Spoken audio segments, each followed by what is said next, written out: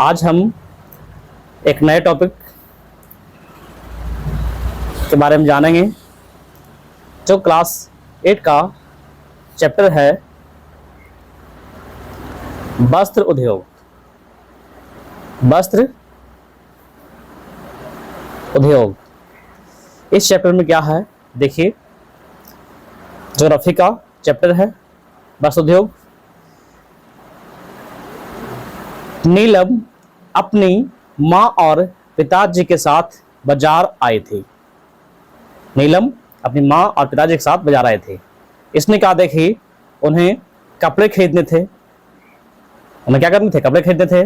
वे लोग कपड़ा बाजार में पहुंचे। सारा परिवार नीलम और नीलम के माँ पिताजी कहाँ? कपड़ा के बाजार में पहुंचे। चारों ओर रंग बिरंगी दुकानें थी, यानी तरह तरह के दुकान थे, तरह तरह के कपड़े लगे हुए थे। वे सभी एक दुकान गए।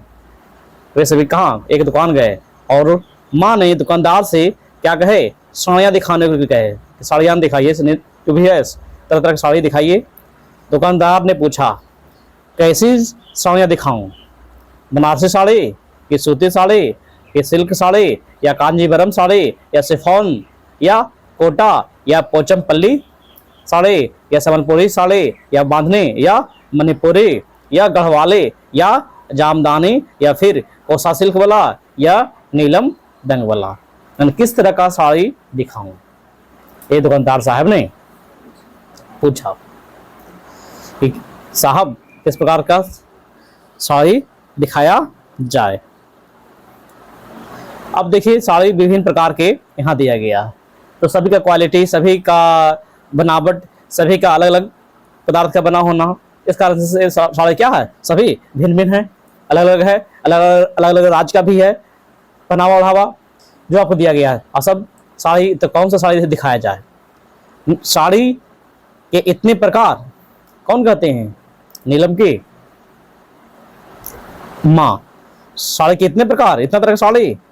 वह दुकानदार से पूछ बैठी, अंकल ये कपड़े कहाँ से आते हैं? इतने सारे कैसे बनते हैं?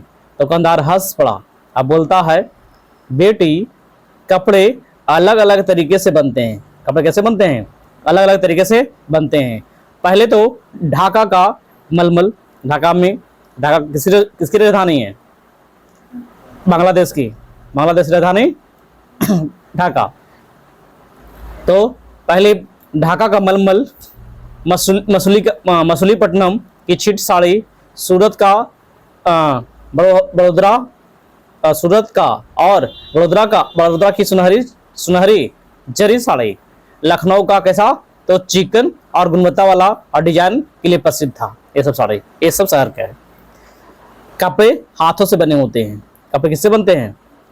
कपड़े हाथों से बनते थे, इसलिए ये सारे कपड़े क्या थे? महंगे थे। हाथ से जो बुना हुआ कपड़ा है, बना हुआ कपड़ा हुआ क्या है? महंगा है। लेकिन अब क्या करेंगे? जो देखिए, लेकिन अब तो एक कपड़े की बुनाई किससे होती है? मशीन से होती है, हाथ से नहीं। अब तरह तरह के एक से मशीन आ गया तो मशीन से होती है। इसलिए यह कपड़ा अब क्या? सस्ती भी होती है और जल्दी बनती भी है अधिक मात्रा में। धागों से कपड़े बुनना एक प्राचीन कला था, पहले का कला था, पहले के समय बुना जाता था। अब क्या होती है? अब यह कला उद्योग का रूप ले लिया, यानी एक फैक्ट्री का रूप ले लिया। फैक्ट्री में, कंपनी में एक तरह तरह का मशीन लगा हुआ है और उसे कम समय में अधिक कपड़े बन जाते हैं। कपास, ऊन, सिल्क, जूट, पटसन, ये सब सारे पदार्थ से, वस्तु से मिलकर क्या बनते हैं? यानी वस्त्र बनाने में होता है, कपड़ा प्रयोग होता है बनाने में। और अब क्या देखा जाए? अब तो यहाँ केले के थंब, जो केला का जो तना होता है थंबा, उससे भी रेशे निकाल करके, धागा निकाल करके क्या बनाए जाते हैं? वस्त्र बनाए जाते हैं। दुकानदार की बात सुनकर नीलम को वस्त्र के बारे में और जानने की उत्सुकता बढ़ी। नहीं, कपड़ा के बारे में मैं क्या करूं? और जानूं। किसके बारे में? कपड़े के बारे में। वह दूसरे दिन अपनी कक्षा में शिक्षिका से, यानी मैडम जी से बातें जानने की उत्सुक हुई कि कपड़ा के बारे में मुझे और सीखना है और जानना है, कहाँ से बनता है, कैसा बनता है, क्या है न है। ये दुकानदार बाजार में जाकर देखी, समझी, तो इतना जानकारी मिला।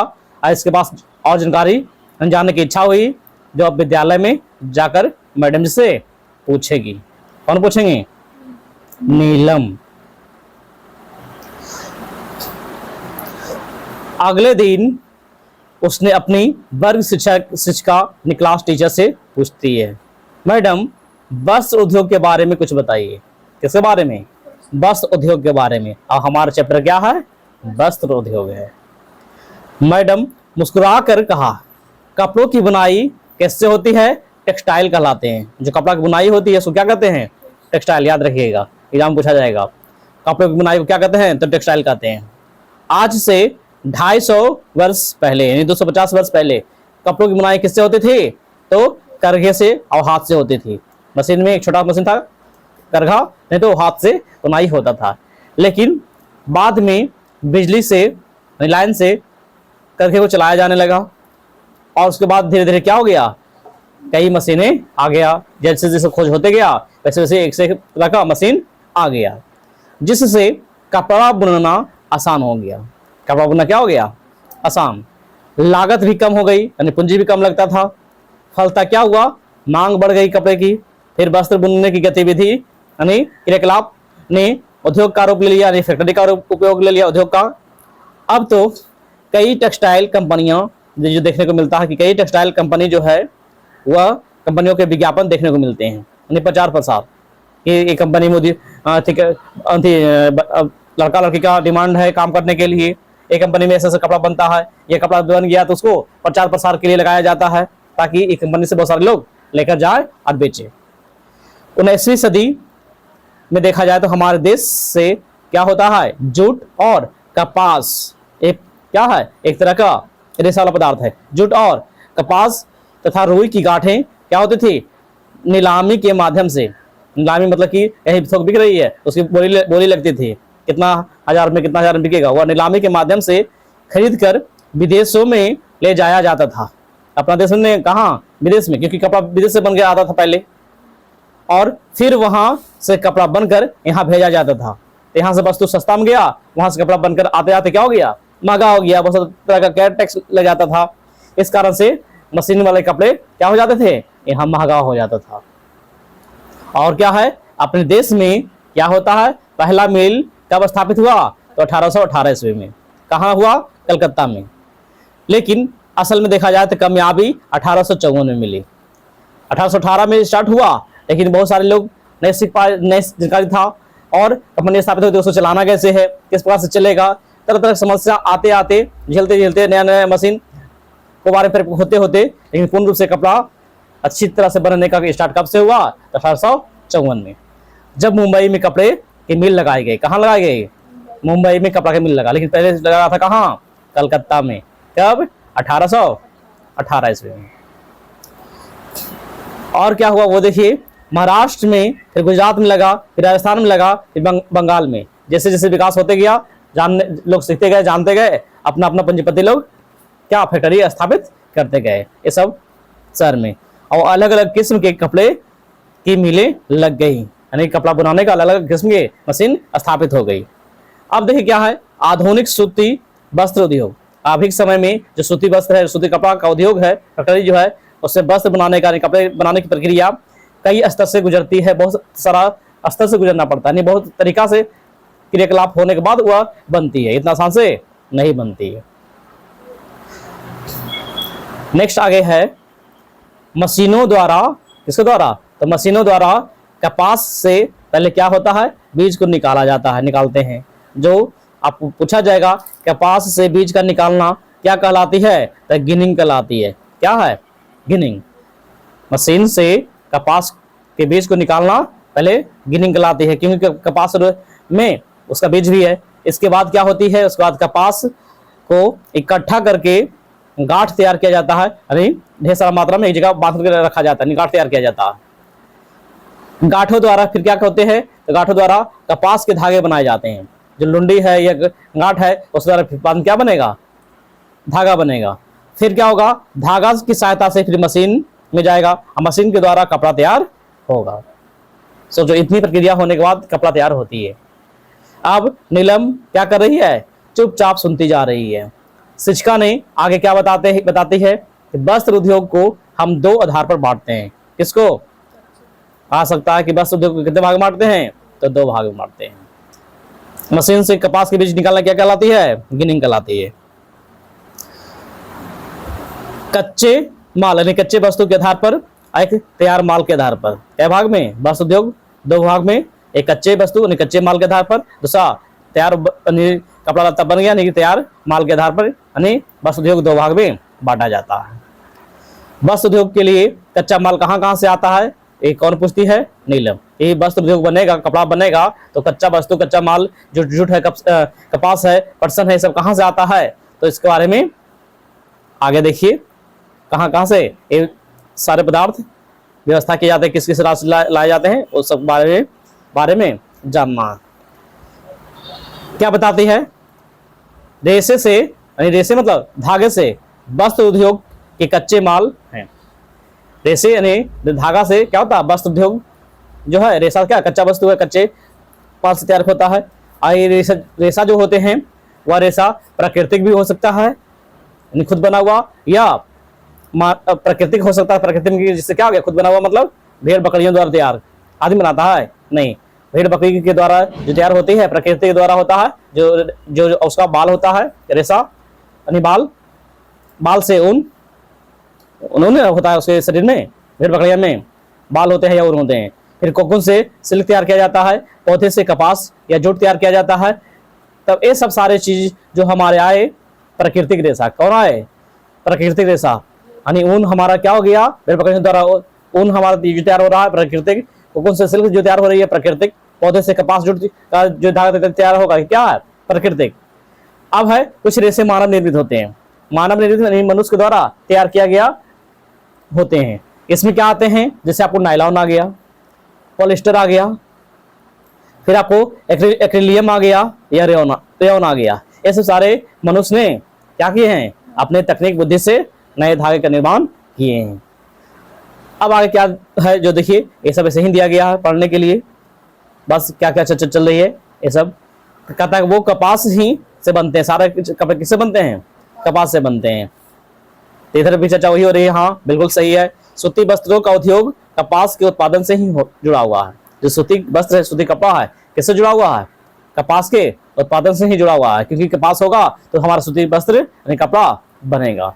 कपास का उत्पादन कहाँ? तो गुजरात और महाराष्ट्र में खूब होता है, अधिक मात्रा में होता है।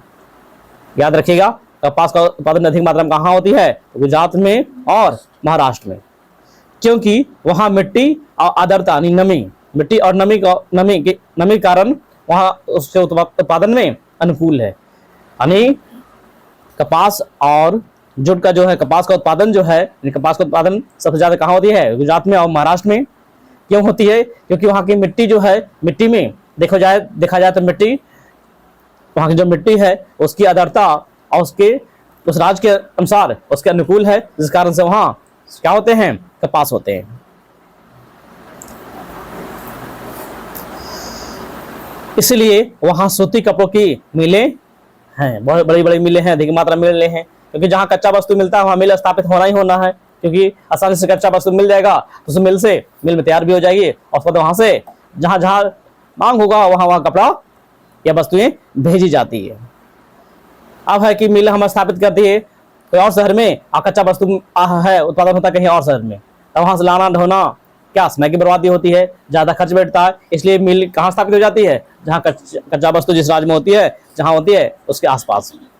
सूती कपड़े बनाने में क्या होते हैं? तो छोटे छोटे कुटीर उद्योग भी हैं। कुटीर उद्योग मतलब छोटा उद्योग जो सूती कपड़े बनाने में काम आते हैं। जैसे आपको दिया गया गया के मानपुर में, गया जिला के यानी बिहार राज्य गया जिला के मानपुर में बिजली एवं हाथों से चलने वाले हथकरघा है। इस हथकरघों से क्या होती है? तो सूती वस्त्रों का उत्पादन होता है, बनता है। अब है आपका सूती वस्त्र उद्योग एक स्वच्छंद उद्योग है। सूती वस्त्र उद्योग जो है वह स्वच्छंद उद्योग है। स्वच्छंद उद्योग के मतलब कह सकते हैं सूती वस्त्र हम अपने घर में अपने हाथों की से बुनाई करके भी हम बना सकते हैं, बुन करके भी बना सकते हैं। कौन? सूती वस्त्र, इसलिए कहा जाता है यह एक तरह क्या है, स्वच्छंद उद्योग है, खुद का उद्योग है। ये पहले भी तैयार होती थी 200 वर्ष पहले। ऊनी वस्त्र उद्योग कहाँ होती है देखा जाए अधिक मात्रा में उपयोग, तो इसका उद्योग जो है ऊनी वस्त्र का उद्योग जम्मू और कश्मीर, पंजाब और हरियाणा में अधिक मात्रा में। किसकी फैक्ट्री उद्योग ऊनी वस्त्र का कहाँ है, तो जम्मू और कश्मीर में है, पंजाब में और हरियाणा में। ऊनी वस्त्र से संबंधित आपको सस्ता में कपड़ा लेना है तो आप कहाँ चले जाइए, जम्मू और कश्मीर से संपर्क कीजिए, पंजाब से संपर्क कीजिए, हरियाणा में जाकर के संपर्क कीजिए, वहां से आपको सस्ते में मिल जाएगा। फिर आपको ये सब ऐसे दिया गया पढ़ने के लिए, जो आपस में परिवार का जो चर्चा है। देखिए, ऊन भेड़ बकरिया से मिलते हैं। ऊन कहाँ से आता है, भेड़ बकरी से हमको ऊन मिल जाता है। और इन राज्यों में से पशुओं का पालन खूब होता है। जो ये सब राज्य में जो ऊन मिल रही है, पंजाब, हरियाणा, जम्मू और कश्मीर में, तो सब में क्या होती है, भेड़ और बकरियों को क्या होता है, अधिक मात्रा में पाला जाता है, ताकि वहां का क्या हो, दूध और ऊन का ही उत्पादन अधिक मात्रा में हो। ऊन भी तो प्राकृतिक उत्पाद है। ऊन भी क्या है, प्राकृतिक उत्पाद है। नेक्स्ट आगे देखिए, अब आगे आता है रेशम का धागा। किसका धागा, रेशम के बारे में। तो रेशम का धागा कीड़ों से प्राप्त होता है। किससे, कीड़ों से, जो आपने विज्ञान में, साइंस में भी पढ़े हैं। रेशम का उत्पादन कहाँ, कीड़ों से होता है। ये कीड़े कहाँ होते हैं, तो ये रेशम के कीड़े शहतूत के पेड़ पर होते हैं। रेशम के जो कीड़े हैं कहाँ पाला जाता है, शहतूत के पेड़ों पर पाला जाता है। शहतूत या तूत जो कहो या शहतूत कहो। ये कीड़े एक प्रकार से क्या करता है, शरीर से, अपने शरीर से रस निकालते हैं। ये कीड़े जो होते हैं, रेशम के कीड़े अपने शरीर से क्या करते हैं, रस निकालते हैं। और रस निकालते हैं उसको क्या कहते हैं, कोकून कहते हैं। उससे क्या बनता है, कोकून, कोकून बनता है, उसको कोकून कहा जाता है। इन्हीं कोकून से क्या होती है, रेशम के धागे तैयार होते हैं। इन्हीं कोकून से क्या होता है, रेशम का धागा तैयार होता है, जो अधिक मात्रा में महंगे बिकते हैं। रेशम का कपड़ा, भागलपुर में सिल्क कपड़ा है। कहाँ है, भागलपुर में सिल्क कपड़े से बनते हैं। जो और आगे है, इसमें आपको एग्जाम में पूछा क्या जा सकता है, रेशम के धागा के बारे में। रेशम का धागा किससे तैयार होता है, कीड़ों से। किससे, कीड़ों से। एक कीड़े, रेशम के कीड़े कहाँ पाए जाते हैं, तो शहतूत के पेड़ पर। किस पेड़ पर, शहतूत के पेड़ पर। और रेशम के कीड़े से क्या निकलता है, जो निकलता है रस, उसको क्या कहते हैं, कोकून कहते हैं। जिससे कोकून बनता है उसको कोकून कहते हैं। और कोकून से क्या होती है, रेशम का धागा किससे तैयार होता है, कोकून से। रेशम का धागा कोकून से। भागलपुर में क्या है, सिल्क के कपड़े बनते हैं। क्या बनते हैं, सिल्क के कपड़े बनते हैं। नेक्स्ट देखिए, बाकी जो चर्चा होता है मैडम और विद्यार्थी के बीच में जो दिया गया है, कहते हैं आगे क्या, प्राकृतिक रेशों से बनने वाले कपड़े। किससे, प्राकृतिक रेशा से जो बनता है बनने वाले कपड़ों और उसका उत्पादन क्षेत्र की जानकारी मिल गया इन लोग को। अब है वस्त्र उद्योग जो है, उसमें तैयार माल यानी वस्तु बन गया, नया कपड़ा बन गया, बनने पर यानी नया तैयार माल के आधार पर भी स्थित होता है। क्या स्थित होता है, जो देखिए, जैसे सिले सिलाए कपड़े जिसको कहते हैं हम क्या, रेडीमेड कपड़ा।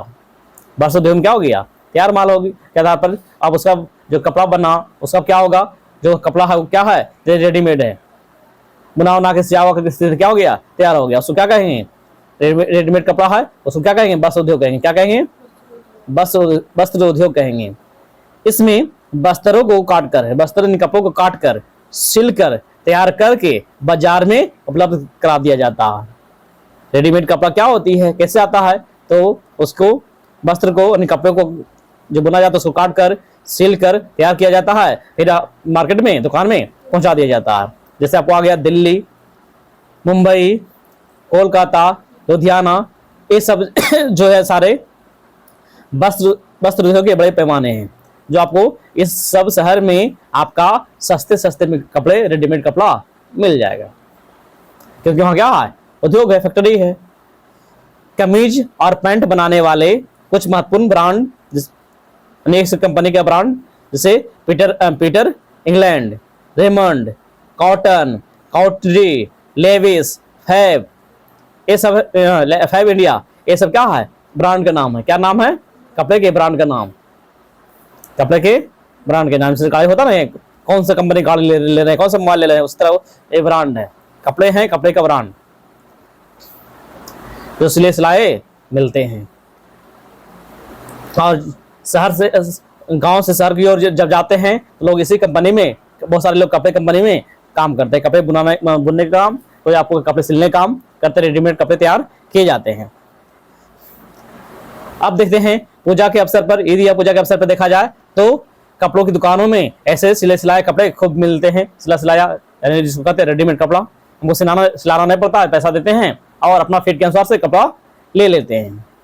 अब है उस वस्त्र उद्योग की स्थापना कौन कौन सी चीज़ों से जरूरी होती है, यानी वस्त्र उद्योग जो स्थापित होता है, स्थापित होने के लिए क्या क्या चाहिए, क्या क्या जरूरत होती है। तब है वस्त्र उद्योग की स्थापना के लिए कई कारक महत्वपूर्ण होते हैं, बहुत सारा कारण है, बहुत सारा कारक भी है, बहुत बातें हैं जो महत्वपूर्ण होते हैं वस्त्र उद्योग स्थापित करने के लिए, होने के लिए। और उस कारक के बारे में देखिए क्या है आगे बारी बारी से। कौन कौन से कारक, कारक मीन्स कारण, कारक मीन्स कारण। वस्त्र उद्योग के लिए कौन कौन से कारक है, जिसमें पहला है कच्चे माल की उपलब्धता। फैक्ट्री कब स्थापित होगी, जब उसको कच्चा माल, कच्चा वस्तु मिलेगा। जैसे क्या है, वस्त्र उद्योग हेतु कच्चे माल की उपलब्धता महत्वपूर्ण कारक है। हम उद्योग ये फैक्ट्री बिठा दिया, हमको संसाधन नहीं मिला तो बना पाएंगे, कुछ कर पाएंगे नहीं, इसलिए उसका उपलब्ध होना जरूरी है। समुद्री हवाओं और नमी के कारण गुजरात में, समुद्री हवाओं होने के कारण और नमी के कारण किस राज्य में, गुजरात में, महाराष्ट्र में अच्छी गुणवत्ता के कपास का उत्पादन हो जाता है, इसलिए उसको वहाँ उसकी माल की जरूरत हो जाती है, उपलब्ध हो जाती है। और गुजरात की काली मिट्टी से कपास का उत्पादन के लिए काफी उर्वर है। काली मिट्टी उपजाऊपन होती है कहाँ, गुजरात के लिए, और कपास के लिए फायदेमंद होती है, इसलिए वहाँ कपास अधिक मात्रा में उगाए जाते हैं।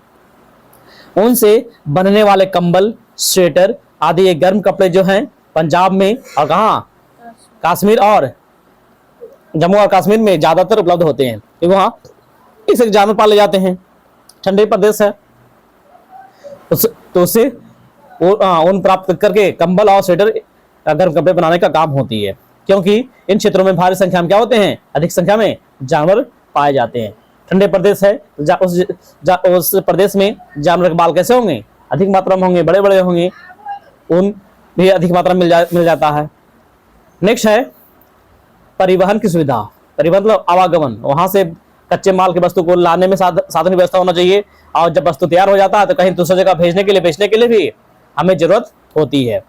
तो परिवहन की सुविधा में क्या है, वस्त्रों से संबंधित यानी कपड़ों से संबंधित उत्पादन जो है वह क्षेत्र निर्यात के लिए यानी यहाँ से भेजने के लिए, कच्चे माल या नए वस्तु लाने के लिए यानी आयात करने के लिए क्या है, मुंबई, कोलकाता, सौराष्ट्र, मुंबई, कोलकाता, सौराष्ट्र, कोयम्बटूर जो तमिलनाडु में पड़ता है, ये सब बंदरगाह। बंदरगाह क्या है, तो जो बड़े बड़े जहाज कहो, जो पानी में चलने वाले या नाव है, जहाँ रुकता ठहरता है, और ठहरने रुकने का स्थान क्या कहते हैं, बंदरगाह कहा जाता है। तो ये सब क्योंकि बहुत सारा वस्तु नाव के द्वारा भी भेजा जाता है इस शहर से दूसरे शहर, तो बंदरगाह सड़क के द्वारा भेजा जाता है, रेल मार्ग के द्वारा भेजा जाता है, वायु मार्ग से कम अवस्था में भेजा जाता है, लेकिन वायु मार्ग का भी जरूरत पड़ती है। यानी ये सब आवागमन का साधन वहां से होना चाहिए। अब ये सब है तो अच्छी है, इससे कच्चा व तैयार माल संपूर्ण देश में, पूरे देश में पहुंचाया जाता है। जो तैयार हो गया वस्तु कपड़ा वाला, वह कपड़ा क्या करेंगे, पूरे देश में हम भेज सकते हैं, पहुंचा सकते हैं। साथ ही यूरोपीय देशों से, यूरोप के देश से आधुनिक मशीनें भी आयात करने की सुविधा हो जाती है, कि हम वहां से जैसा जरूरत पड़ा वैसा हम नया कपड़ा वाले मशीनें मंगा लेते हैं। कहां से, यूरोप से। तो ये सब सुविधाएं, परिवहन की सुविधाएं होना चाहिए। अगर ये सब है तो ये भी बहुत महत्वपूर्ण कारक है, अगर नहीं रहेगा तो होगा नहीं होगा। अगला है जलवायु। क्या है, जलवायु। जलवायु में क्या होती है, वस्त्र उद्योग के लिए नम जलवायु आवश्यक है। वस्त्र उद्योग के लिए नम जलवायु मतलब ना ज्यादा ठंडा ना ज्यादा गर्म। जलवायु नम नहीं रहने पर कपास की रेशें से निर्मित धागे टूटने लगते हैं। अगर जलवायु नमी नहीं है, न ज़्यादा गर्म ज़्यादा ठंडा, बीच बीच का मौसम है तो ठीक है। अगर ज़्यादा गर्मी पड़ गया तो क्या होगा, वह जो धागा रहेगा अपने से खुद टूटना शुरू हो टूट जाता है। इस अवस्था में धागों से क्या गांठें पड़ जाएगी, क्या हो जाएगा, गांठ मतलब बंधन पड़ जाएगा, गांठ पड़ जाएगी तथा कपड़ों की बुनावट अच्छी और मजबूत नहीं हो पाएगी। ऐसी जलवायु के अभाव में कमी में क्या करते हैं, कृत्रिम रूप से आर्द्र जलवायु उपलब्ध कराई जाती है। कहाँ, जहाँ वह फैक्ट्री मशीनें स्थापित हैं तो कृत्रिम रूप से वहाँ क्या किया जाता है, एक से मशीन लगा करके वहाँ न ज़्यादा ठंडा न ज़्यादा गर्म वैसा वातावरण स्थापित किया जाता है। कहाँ, कंपनी के अंदर, ताकि कपड़े सही से निर्मित हो, सही से बन सके। इसके बाद आपका है पूंजी की उपलब्धता। चौथा नंबर में पूंजी की उपलब्ध, यानी पूंजी की उपलब्धता में क्या है, यानी पैसा रहेगा तब तो, पूंजी रहेगा तब तो मालिक के पास जो कंपनी स्थापित करेगा। पूंजी रहेगा तो क्या करेगा, मुंबई में या कोलकाता में या अहमदाबाद में कई स्थानों पे क्या करेंगे, पर्याप्त स्थान पर क्या करेंगे, पर्याप्त पूंजी निवेश उपलब्ध है, यानी खर्च करने के लिए उपलब्ध है। मुंबई के प्रमुख जैसे पारसी व्यापारी क्या करेंगे, विदेशी व्यापारी से धन का आदान प्रदान करेंगे। पारसी व्यापारी किससे, विदेशी व्यापार से धन अर्जित किया जाता है। कैसे धन अर्जित किया जाता है, यहाँ वस्तु वहाँ भेजा जाता है, वहाँ वस्तु यहाँ भेजा जाता है। तो उसको क्या चाहिए, वस्तु बेचने के लिए, लाने के लिए, खरीदने के लिए, बेचने के लिए पैसा चाहिए, पूंजी चाहिए। उसे वस्त्र उद्योग में निवेश किया जाता है, यानी वस्त्र यानी कपड़े के फैक्ट्री में, कंपनी में क्या करते हैं, निवेश मतलब खर्च करते हैं, यानी पैसे लगाते हैं, जिससे वस्त्र उद्योग को काफी विस्तार मिला, आगे बढ़ने का मौका मिला। अब है श्रम की उपलब्धता। श्रम मतलब मेहनत की उपलब्धता। मेहनत किससे होगा, मजदूर चाहिए, आदमी चाहिए, उसकी उपलब्धता होना चाहिए कंपनी में काम करने के लिए। कहता क्या, मुंबई की मिलों में काम करने के लिए, किसमें, मुंबई की मिलों में काम करने के लिए मजदूर कोकन, सतारा, सोलापुर, रत्नागिरी जैसे कई जगह से काम करने आते हैं। कहाँ, मुंबई में। उसी प्रकार कोलकाता की मिलों में भी मजदूर कहाँ से आते हैं, बंगाल से, बिहार से, उड़ीसा से और उत्तर प्रदेश से और असम से। ये सब जगह से मजदूर लोग क्या करते हैं, काम करने के लिए कहाँ जाते हैं, कोलकाता जाते हैं, जिसके कारण इस उद्योग को विकसित होने में सुविधा हुई, आगे बढ़ने में मौका मिला। अब पूंजी हम लगा दिए, काम करने वाले आदमी नहीं मिल रही, मजदूर नहीं मिल रहा था, आगे बढ़ेगा, नहीं बढ़ेगा। अब वस्तु बन गई, अब उसको बेचने के लिए बाजार चाहिए। क्या चाहिए, बाजार चाहिए, तो बाजार होना जरूरी है। देखिए बाजार के बारे में, बाजार, वस्त्र उद्योग की स्थापना बाजार को देखते हुए भी की जाती है। हम जहाँ वस्त्र उद्योग जो फैक्ट्री हम लगा रहे हैं तो हमारे आसपास बाजार होना चाहिए, ताकि हम बाजार में अपना वस्तु को भेज सकें, भिजवा सकें। ऐसी कई इकाइयाँ हैं जो बाजार क्षेत्र के निकट स्थापित की जाती है, जैसे दिल्ली, कोलकाता, लुधियाना, कानपुर। ये सब जो क्या है, ये सब जो है, ये सब में स्थापित वस्त्र उद्योग जो इकाइयाँ हैं वह बाजार के आधार पर ही विकसित हुई है, क्योंकि वहाँ बाजार पहले था, वहाँ स्थापित किया तो बड़ा मार्केट हो गया, फैक्ट्री भी बनते चला गया, उद्योग भी आगे बढ़ते चला गया। इसके बाद क्या चाहिए, सस्ती ऊर्जा की सुविधा होना चाहिए। ऊर्जा मतलब बिजली वगैरह का व्यवस्था सस्ती में अधिक और कभी दिक्कत ना हो, वहाँ होना चाहिए। मुंबई की कपड़ा मिलों में देखा जाए तो पश्चिमी घाट पर स्थित क्या है, टाटा जल विद्युत योजना के द्वारा सस्ती विद्युत शक्ति प्राप्त हो जाती है, बिजली तैयार हो जाती है। इसके कारण मुंबई में टाटा जल जो है, पश्चिमी घाट में क्या है, टाटा जल विद्युत योजना के द्वारा क्या हो जाती है, इसको बिजली मिल जाती है। उसी प्रकार कोलकाता में कहाँ मिलती है, कोलकाता में मिलों को रानीगंज से, झरिया से कोयले की प्राप्ति हो जाती है, चाहिए ना ईंधन। तो क्या कोलकाता में क्या, रानीगंज और झारखंड, झरिया में, जो रानीगंज और झरिया कहाँ पड़ता है, बगल में झारखंड में, ये सब रास्ते क्या मिल जाता है, कोयला मिल जाता है, तो उससे विद्युत उसको प्राप्ति हो जाती है। तमिलनाडु की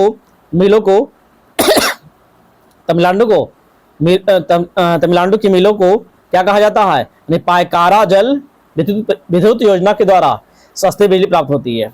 किस राज्य को, तमिलनाडु को। तमिलनाडु में जो उद्योग स्थापित है, इसको भी जल चाहिए, लाइन चाहिए, कहाँ से प्राप्त होती है, तो पैकारा जल विद्युत योजना के द्वारा बिजली तैयार हो जाती है। ये सब जगह का नाम है, कहां से कैसे बिजली तैयार होती है। इसके बाद क्या है, वस्त्र उद्योग के लिए, कपड़े बनाने के लिए एक से अधिक अनुकूल कारक विद्यमान होने चाहिए, यानी बहुत सारे कारण है जो मौजूद होना चाहिए, जो आपको शॉर्ट रूप से पढ़ा जाना। अब एक डब्बे में दिया गया संक्षिप्त रूप से क्या क्या, कहां कहां क्या चीजें हैं। देखिए, उद्योग, मुख्य उद्योग क्या, सूती वस्त्र उद्योग, ऊनी वस्त्र उद्योग, सिल्क उद्योग, सिले सिलाए वस्त्र कपड़े उद्योग, ये सब सारे उद्योग हैं जो फैक्ट्री है, स्थापित है। इसमें सूती वस्त्र में क्या होगा उत्पादन, तो खादी कपड़ा होगा और चिकन कपड़ा होगा। ऊनी वस्त्र में क्या होगा, स्वेटर और मफलर, चादर, सिल्क, तसर और कांजीवरम, ये सब कपड़ा है। अलग अलग भिन्न भिन्न राज्य का नाम दिया गया है जो इस्तेमाल करते हैं। फिर आपको आगे है सिले सिलाए वस्त्र कपड़े में, जैसे पैंट सिला सिलाई मिल जाता है, शर्ट मिल जाते हैं, सलवार, कुर्ता, पैजामा और गंजी, ये सब है सिले सिलाए। ये सब का प्रमुख केंद्र कहाँ कहाँ है, कहाँ कहाँ उत्पादन होती है। तो सूती वस्त्र कहाँ होती है, जहाँ खादी चिकन वस्तु तैयार होती है, तो मुंबई में होती है, सूरत में, अहमदाबाद में, चेन्नई में, कोयम्बटूर में, लखनऊ में और कानपुर में। जैसे सूती वस्त्र का चर्चा आएगा, उद्योग के बारे में आएगा, कहाँ है प्रमुख केंद्र, तो इसमें से कोई भी लगा दीजिएगा, सभी आपका इतना है। ऊनी वस्त्र में क्या है, लुधियाना, लेह, कानपुर और कश्मीर। सिल्क वस्त्र में क्या आ जाएगा, भागलपुर, कर्नाटक, वाराणसी, असम, तमिलनाडु और केरल। सिले सिलाए कपड़े में दिल्ली, कोलकाता प्रमुख है, क्योंकि जितना भी रेडीमेड कपड़ा देखिए दिल्ली से आ रहे हैं और कोलकाता से आ रहे हैं। अधिकांश मजदूर लोग जाते हैं तो मजदूरी काम करने के लिए, या कुछ युवा लोग होते हैं जो अधिकांश कंपनी में कौन काम करते हैं, यही कपड़े वाला में काम करते हैं और कपड़ा सिलने का काम करते हैं। कहाँ दिल्ली और कोलकाता में अधिक मात्रा में है। इस कारण से दिल्ली और कोलकाता में कपड़े सस्ते में उपलब्ध हो जाते हैं, कम पैसे पे मिल जाता है। ये सब आपको दिया गया है। भारत में वस्त्र उद्योग के केंद्र जो आपको नाम देखा, इसमें देखिए, ढूंढिए कौन सा शहर में, कौन सा राज्य में आपका स्थापित है, जो आपको दिया गया है। और भारत का ये मैप है, इधर पाकिस्तान आपका है, ये पाकिस्तान हो गया, पश्चिम में, उत्तर में चीन, तिब्बत, नेपाल हो जाता है, और आपका ये पटना है, पटना के आसपास हमारा ये बिहार मिल जाएगा।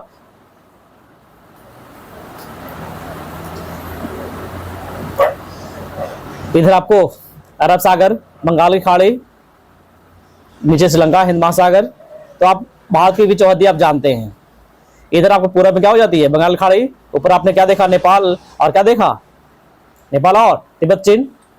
इधर अरब सागर या पाकिस्तान, इधर पूरब में अरब सागर या पाकिस्तान, और नीचे सबसे नीचे में हिंद महासागर या श्रीलंका, हिंद महासागर कहाँ, दक्षिण में। और जो आपको शहर दिया गया है वो शहर आपको दिखाया गया है।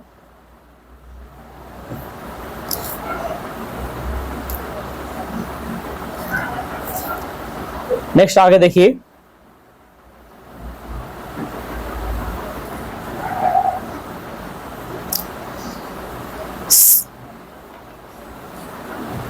कहता है सर्दियों के मौसम में लुधियाना और दिल्ली जाते हैं। कहाँ जाते हैं, सर्दी मतलब ठंडे के मौसम में कहाँ हम लोग जाते हैं, लुधियाना और दिल्ली जाते हैं। और सिल्क की साड़ियाँ खरीदने वाराणसी जाते हैं। और सिल्क की साड़ी खरीदना तो कहाँ जाएंगे, वाराणसी। और सर्दियों के सर्दी में जो मौसम वाला कपड़ा खरीदना है तो लुधियाना और दिल्ली जाते हैं। फिर आपको आगे है क्लास से चर्चा है, सब बच्चे मैडम में हो रहे बात।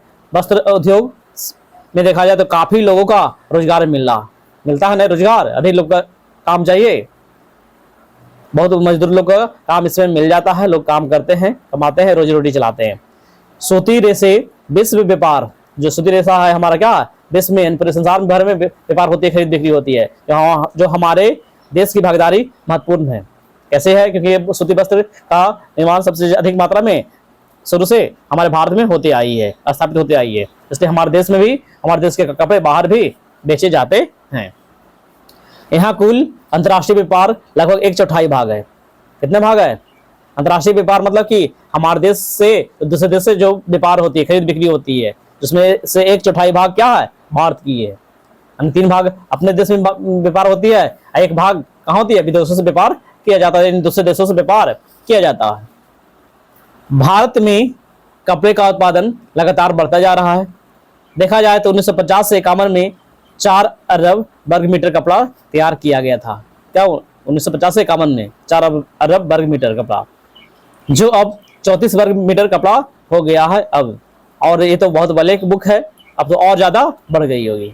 हमारे पारंपरिक वस्त्र उद्योग के से देखा जाए तो कृत्रिम धागे, जिसको क्या कहते हैं, सिंथेटिक वस्त्र उद्योग से बड़ी देखा जाए तो बहुत बड़ी और कड़ी चुनौती मिल रही है, यानी आगे बढ़ने का मौका मिल रहा है, क्योंकि ये धागे सस्ते और टिकाऊ होते थे। कौन? सिंथेटिक कपड़े। इसका रख रखाव और उद्योग बहुत सुविधाजनक और सस्ता था, आसान था, इसलिए इनकी मांग बहुत अधिक है, अधिक मात्रा में। क्योंकि हम लोग भी बहुत सारे लोग कपड़ा खरीदते हैं तो क्या चाहिए, वैसा कपड़ा चाहिए जो मजबूत हो, सस्ता हो, अच्छा दिन तक टिके और कहीं भी सेट वगैरह रखें तो उतना खराब ना हो। जैसे बहुत सारा कपड़ा है कि घर में रखे, हल्का नमी आने पर भुआ जाता है, खराब हो जाता है, वह वैसा ना हो। भारत जापान को सूत निर्यात करता है। भारत जो हमारा देश है, भारत क्या करता है, सूती कपड़ा किसको देता है, जापान को। भारत में निर्मित, हमारे देश भारत में निर्मित वस्त्र उद्योग जो है, वस्त्र जो है कहाँ जाता है, संयुक्त राज्य अमेरिका भी भेजा जाता है, इंग्लैंड, रूस, फ्रांस, पूर्वी यूरोपीय देश, नेपाल, सिंगापुर, श्रीलंका, अफ्रीका आदि देश में क्या किया जाता है, निर्यात किए जाते हैं। यानी यहाँ का कपड़ा दूसरे राज्य में, दूसरे देश में भेजे जाते हैं। जो आप सोचिए कि आपका इतना इतना देश में, हमारे देश से व्यापार हो रही है, कपड़े का व्यापार हो रही है इतना मात्रा में। सोचिए कि भारत देश को भी कपड़ा पूरा करना है और दूसरे देश को भी कपड़ा भेजना है, कितनी मात्रा में संसाधन का उपयोग हो रही है, कितनी बड़ी व्यापार कपड़ा के चल रही है। फिर नेक्स्ट आगे क्या है, कपड़ों की दुकानें से ही टेलरिंग की दुकान, टेलरिंग मतलब जो सिलाई वाला होता है, टेलर का काम करना, टेलरिंग।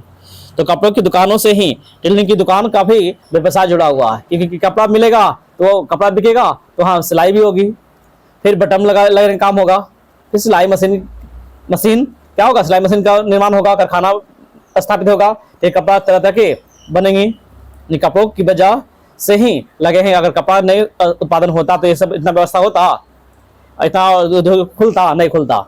सब ने सहमति से बच्चा से हिलाता है, कहता हाँ सही बात है ए मैडम, और बच्चे के बीच में वार्तालाप चलता है। अब है रेशम वस्त्र उद्योग भागलपुर। एक संदर्भ में अध्ययन देखिए, सीखिए कि रेशम वस्त्र उद्योग कहाँ, भागलपुर में किस प्रकार से कैसे हुई, क्या है न है, जो उसके बारे में। भागलपुर जिला कहाँ का है, बिहार का है। भागलपुर जिला पूर्वी बिहार का एक महत्वपूर्ण ऐतिहासिक शहर है भागलपुर। गंगा नदी के किनारे स्थित है भागलपुर। ऐतिहासिक दस्तावेज से देखा जाए तो यह पूर्वी भारत में रेशमी कपड़े के व्यापार का सबसे बड़ा केंद्र है। रेशम के कपड़ा का बेचने के लिए, खरीद बिक्री करने के लिए सबसे बड़ा केंद्र कौन है, भागलपुर। आज भी रेशमी वस्त्र बुनाई का काम यहाँ परंपरागत व्यवसाय है, परंपरा से जो चलते आ रहा व्यापार होते आ रही है वह है कहाँ, भागलपुर में। यहाँ पर उत्पादित वस्त्रों और कपड़ों की मांग न केवल स्थानीय अगल बगल वाले राज्य या शहर नहीं मांगाते हैं, बल्कि राष्ट्रीय बाजारों में भी है, दूसरे राज्य लोग भी, दूसरे देश वाले भी मंगाते हैं, बल्कि विदेशों से विदेशी बाजारों में भी इनकी डिमांड होती है कि हमको कैसा कपड़ा चाहिए, रेशमी कपड़ा चाहिए। तो कहाँ से मंगाएगा, अर्थात कहाँ, भागलपुर है तो भागलपुर से। यह कर्नाटक के पश्चात, कर्नाटक के बाद भारत का दूसरा सबसे बड़ा रेशम वस्त्र उत्पादक केंद्र है। यानी सबसे बड़ा केंद्र कहाँ है, कर्नाटक। कर्नाटक के बाद क्या आता है, भागलपुर। कर्नाटक में है, कर्नाटक के बाद हमारा, कर्नाटक के बाद बिहार राज्य में आता है, भागलपुर में आता है। यहाँ उत्पादित वस्त्र रेशम का जो है वह भागलपुर सिल्की भी कहा जाता है। यहाँ जो उत्पादित रेशमी कपड़ा है, रेशमी कपड़ा को क्या कहते हैं, भागलपुर के रेशमी वस्त्र को क्या कहते हैं, भागलपुरी सिल्की भी कहा जाता है। भागलपुर में प्रायः तसर सिल्क का उत्पादन भी होती है, जो रेशमी वस्त्र तैयार किया जाता है। जो एक प्रकार का क्या है, रेशम वस्त्र है। तसर सिल्क का उत्पादन कहाँ होती है, भागलपुर में। यहाँ तसर और सिल्क से क्या बनता है, रेशमी वस्त्र तैयार किए जाते हैं। नेक्स्ट देखिए, भागलपुर का बुनकर उद्योग कई दशकों से पुराना, बहुत पुराना है, बहुत सालों से पुराना है। और अध्ययन के अनुसार देखा जाए तो कितना 35,000 से अधिक बुनकर बुनने वाले और 25,000 से अधिक करघे का मशीन का स्थापित है। यदि हम रेशम के कीट का पालन व धागा का निर्माण से जुड़े व्यक्तियों को जोड़ लें तो इस उद्योग में लगे कुल संख्या कहाँ हो जाएगी, लाखों में पहुंच जाएगी। कहाँ? भागलपुर में। इतना काम हो रही है, इतना व्यापार चल रही है, कहाँ? भागलपुर में। यानी अधिक बुनकर कहाँ है? भागलपुर में। रेशम की कीट का पालन भी होगी, तब तो वहां तैयार होगा। भागलपुर में रेशम उत्पादन के लिए वहां की अनुकूल परिस्थितियां पाई जाती है। जो दिया गया है, क्या परिस्थितियां पाई जाती है? अनुकूल भौगोलिक क्षेत्र जो है, वहां की दशा के कारण बहुत यातायात मात्रा में, यानी अधिक मात्रा में वहां क्या होता है, कौन सा पेड़ लगाया जाता है? शहतूत का पेड़ लगाया जाता है। अब शहतूत का पेड़ लगाया क्या होगा? वहां पे कीड़े पाले जाएंगे, यानी जिनकी पत्तियों पर रेशम के कीड़े पाले जाते हैं। रेशम के कीड़े पाले जाएंगे तो वहां क्या होगा? रेशम तैयार होगा, कोकून तैयार होगा। कोकून से हमारा रेशम के कपड़े बनते हैं, धागे तैयार किए जाते हैं। सस्ते व कुशल कारीगर की उपलब्ध हो जाती है वहां। जल की उपलब्धता भी है और परिवहन की सुविधा भी है।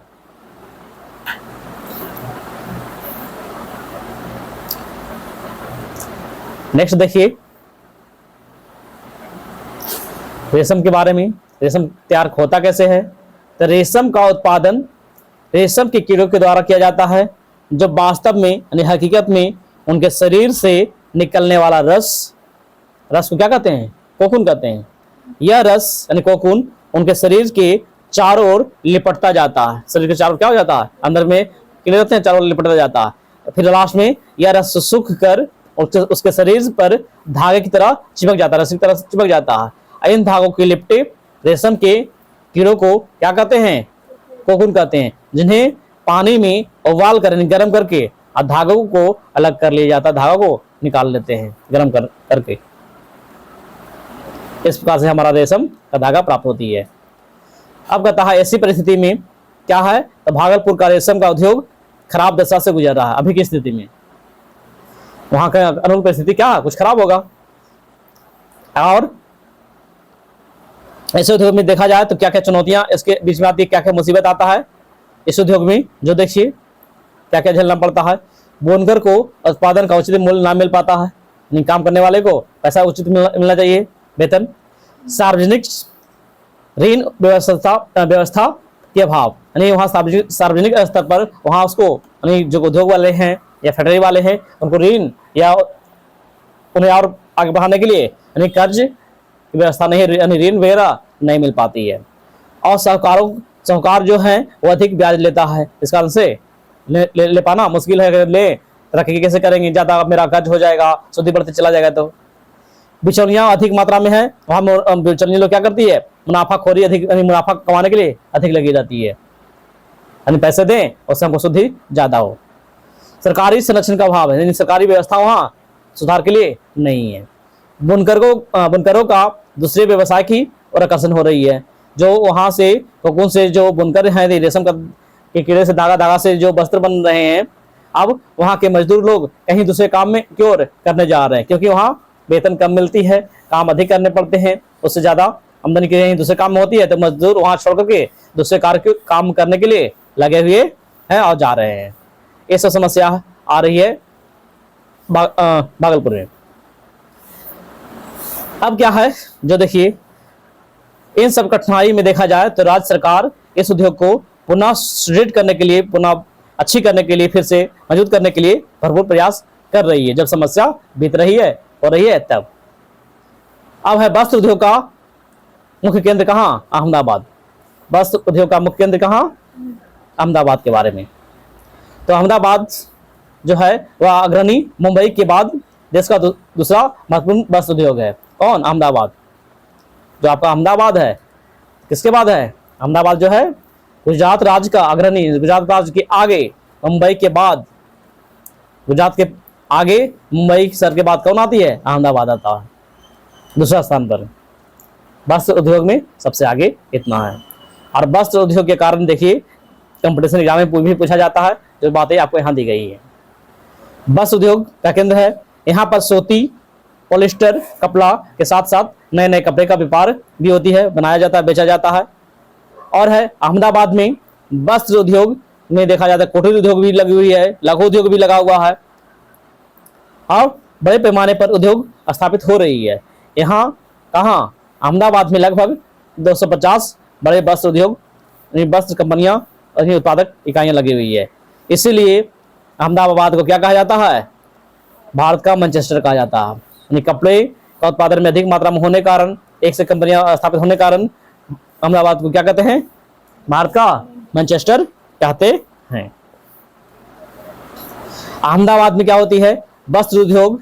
अहमदाबाद में वस्त्र उद्योग के केंद्रित होने के कारण क्या है, कौन कौन कारण है जहां कपड़े का उद्योग केंद्र है। तो क्या है, सड़क, रेल, वायुमार्ग, ये सब जुड़ा हुआ है। समुद्र के निकट होने के कारण यहाँ कच्चा माल तैयार करने में कोई समस्या नहीं होती है।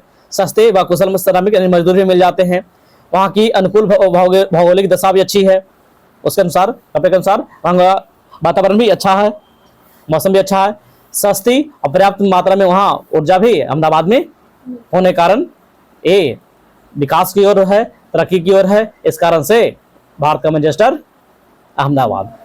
अहमदाबाद में क्या और हुई है, अहमदाबाद साबरमती नदी के किनारे अवस्थित। यहाँ राष्ट्रपिता कौन, हमारे महात्मा गांधी जी ने साबरमती में क्या किए हैं, आश्रम स्थापित किए हैं, ठहरने का स्थान स्थापित किए थे। साबरमती आश्रम, राष्ट्रपिता महात्मा गांधी। कौन नदी किनारे, साबरमती। साबरमती नदी कहाँ है, अहमदाबाद में है। आपके चैप्टर समाप्त हुए। अगले क्लास में हम लोग क्या देखेंगे, इसके प्रश्न उत्तर को देखेंगे। देखिए कुछ प्रश्न उत्तर क्या दिया गया है, बाकी डिटेल अगले क्लास में देखेंगे। टेक्सटाइल का मतलब क्या होता है, टेक्सटाइल जोड़ना, बुनना, नापना, सिलना। क्या होगा, टेक्सटाइल। टेक्सटाइल का मतलब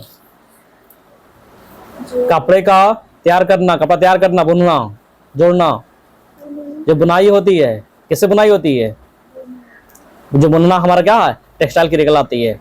देशों में कपड़े की मिल पहले कहाँ लगाई गई थी, सबसे पहले कोलकाता में लगाई गई थी। कोलकाता के बाद मुंबई। नेक्स्ट 1854 में कपड़े मिल कहाँ लगाई गई थी, 1854 में मुंबई में। 1818 में कहाँ, कोलकाता में। पहले 1818 में लगा था, पहले कहाँ लगा था, कोलकाता में, जो कब विकसित हुआ, अब बाद मुंबई में 1854 में। फिर आपको सिल्क प्राप्त करते हैं, किससे सिल्क प्राप्त किया जाता है, सिल्क। सिल्क सिल्क किससे प्राप्त होता है, कोकून से। सिल्क कपास से सिल्क तैयार होता है, किससे, कपास से। कोकून से आपको क्या होता है, रेशम का धागा, रेशम। वस्त्र उद्योग के लिए आवश्यक है, क्या आवश्यक है, श्रम भी चाहिए, कच्चा माल भी चाहिए और ऊर्जा भी चाहिए, यानी उपयोग में से सभी। इस प्रकार से और भी आप देख के आओगे क्या क्या भराएंगे, क्या क्या होगा, और सारी चीज ये सब सारे प्रश्न का उत्तर अगले क्लास में आप लोग को दिया जाएगा। जो बनेगा बनाकर लाइएगा।